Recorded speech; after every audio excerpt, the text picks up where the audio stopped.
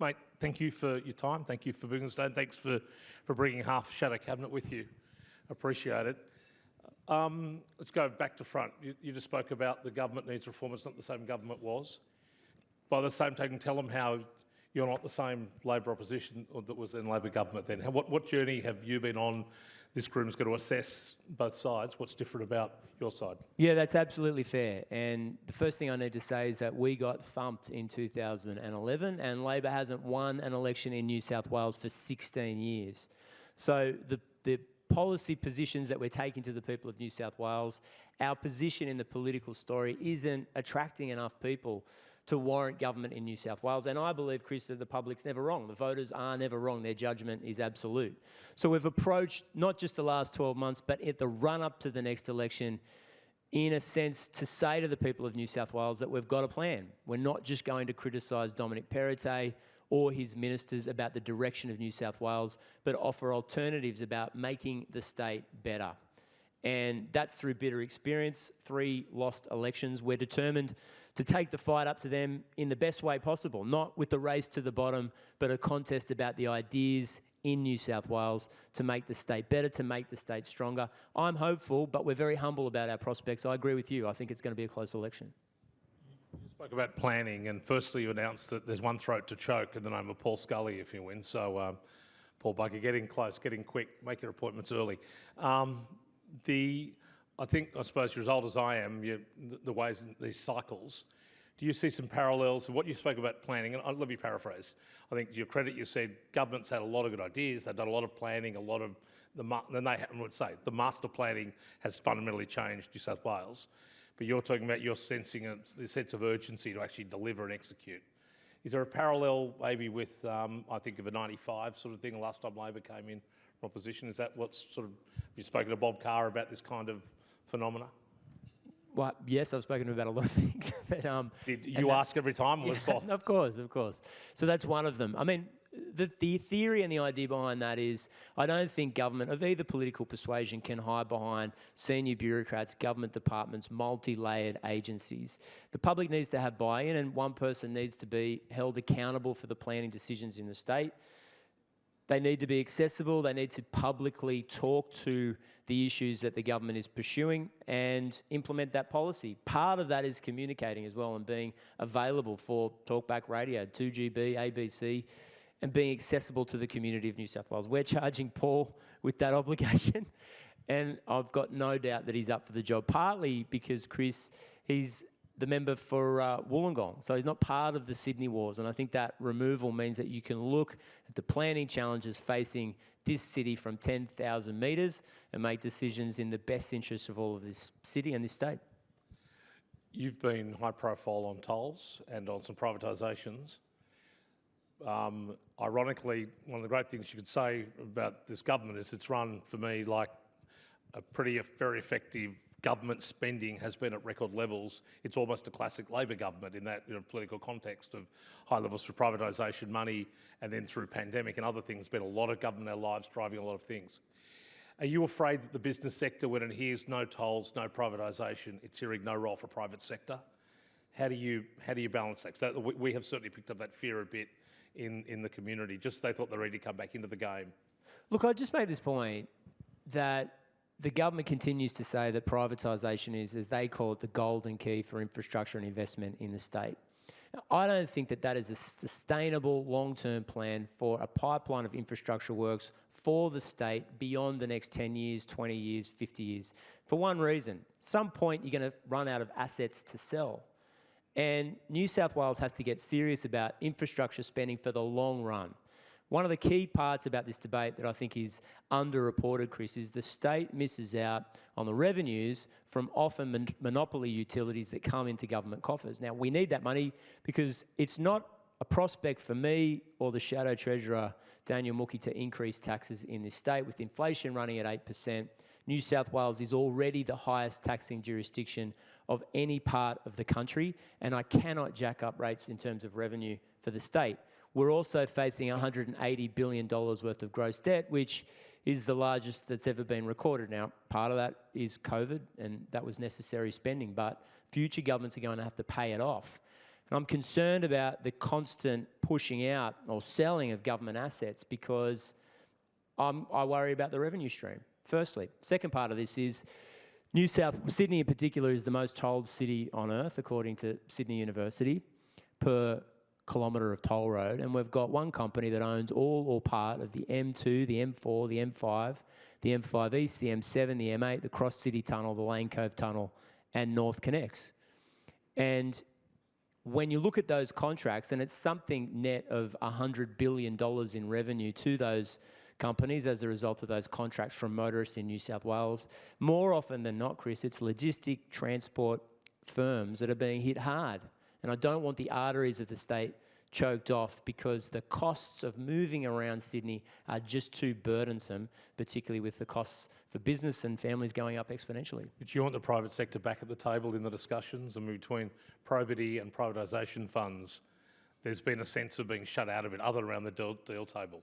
Do you get a sense that the solutions to placemaking at precincts and great communities exist in both the public and private sector? Can you find a way through to rebalance what I think is a desire by a bunch of private sector to bring ideas, to get involvement that's becoming difficult under, in some quarters to get that done? I mean, look, there's a couple of points there. Two parts of the speech tonight were directly almost aimed like a laser beam in terms of the business community in New South Wales. Number one, it's just too cumbersome and difficult to get planning approvals for private capital to organise to build in New South Wales and in Sydney in particular. That's the repeated and consistent message that I'm hearing from the business community. Number two, and I didn't mention it tonight, but I think it should be part of your manifesto, Chris, if it's not already in there, is vocational training and education. Crucial for the New South Wales economy. And if you look at successful economies around the world, Germany and Singapore in particular, they have massive investment, cross-subsidised vocational education so that learning is a lifelong endeavour for their communities. But we've dropped from about 54,000 apprentices in 2011 to 22,000 last year, so a reduction of 50%. Now, when you've got such a decline in skilled labour coming through conventional channels, it puts enormous pressure on the building sector in particular. And secondly, I think we're denying opportunities for young people to get skilled up, to start their own business, to employ their own workforce and get ahead. And I think that's a big, big part of the Australian dream, and I'd like to think the New South Wales dream too. We're very pro-TAFE, absolutely. Within that, I won't go into the question, but in housing, you mentioned, I think, announced yesterday, doing an audit of all possibly available public-owned land for potential affordable, social affordable housing development. Can I point out in the here tonight, the Landcom guys who worked with us last year to do that very audit across every LGA in Western Sydney. So within your own agency, if you get the keys to it's not the lodge, the keys to Macquarie Street, you want a Premier's residence back? No, there's no house. No plan for the Premier's residence. Is that Landcom has got some great assets to do exactly that. So it's a great start. Last policy question for you on education. I know it's dear to your heart. Your parents are teachers. And in Western Sydney, it's probably education and transport as the two ways to unlock and overcome 200 years of it not being fair, not being even. Yeah. Where do you see education fitting, not only in the productive side, but in the social side of development within communities? Well, I mean, public education in the non-government sector is crucial for the state and for the country. And I think it's one of the leading reasons why we've got a meritocratic society and there's no limit on aspiration or opportunity in Australia, or very few limits. In terms of social mobility, Australia would probably be number one in the entire world. I think it's something that we want to protect and we regard as precious, but the nucleus of the education system is the teaching workforce. It's very labour intensive, and I think everyone in this room would know and recognise and be able to identify one or two teachers that literally changed their life. And Chris is right. My father, public school teacher for 40 years, I spoke to him about why he chose to be a public school teacher, and he said it was a way of giving back, public service and community service, and you could earn a decent enough wage to pay off a mortgage in Sydney. Now, that's no longer the case. You used to qualify for public housing as a teacher too. Yeah, well, that's no longer the case. So we need to build up the profession. And if you look at Northern Europe and in particular some markets in Southeast Asia that are rapidly rising in terms of test results and outcomes for students, making sure that teachers are a respected profession within our community and our society is step number one. Step number two is, for some reason, 40% of school teachers within the education system are on temporary or casual contracts. Now, it's very hard to get access to financing or a loan for your house if you can't prove to the bank or the financial institution that you've got a job next year. But given the massive teacher shortage, the state's not letting go of teachers in the foreseeable future. So we want to convert 10,000 of those teachers to permanent positions over the first 4 years. And we think the best thing to do is to retain those that are currently in the system. But even if we don't win the next election, I have to put this on everybody's radar. There's been a 30% decline in the number of school leavers that are choosing to study education at university, and we have to turn that statistic around because we need the next generation of educators to come through the system. It's the most honourable vocation that there is. Was the father of a son studying primary school education at the moment. I'd rather he goes to NAB for a loan than the Bank of Dad, so I'm all for that that process. Mate, just closing down, put the politics aside, let these guys get to know you. You're putting yourself forward to be Premier. It's a bold pitch in what is traditionally the second most important political role in the country. Bob Carr has told me it was the most, but Albo, I'd beg to differ at this point in time. Why?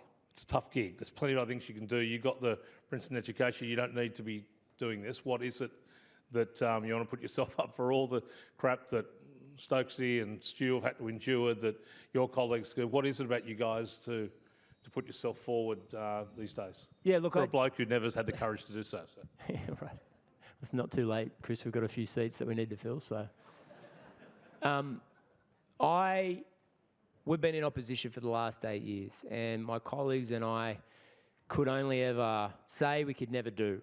And the opportunity to sit around the cabinet table and make changes, positive changes for the state, would be a massive opportunity in my professional life, personal life, and I know my colleagues feel exactly the same way. So we know we have to win an election. We take absolutely nothing for granted, but I don't think there's any other profession or job that you could do to make as much positive change for your community, for your state, for your country than politics. There's a lot of talking down politicians, whether it's myself or Rob or Stuart Ayres or Paul Scully. At the end of the day, it's a vocation that we want people to enter. We want more people involved in public life, standing for elective office. It's how we raise the average, I was going to say IQ, but the average calibre of people seeking elective office, and hopefully make the state better. Great. But speaking of NAB, I might ask my patron and the former global CEO of NAB, Cameron Klein, a product of St Dominic's Penrith, as he passes Stuart Ayres, another product of St Dominic's Penrith. Full tribute to you, Greg Whitby. So it's Catholic education guys from Western Sydney everywhere. They didn't get me. My mother's only religion was anti-Catholicism. So I was spared. Please make welcome to a vote of thanks, Cameron Klein.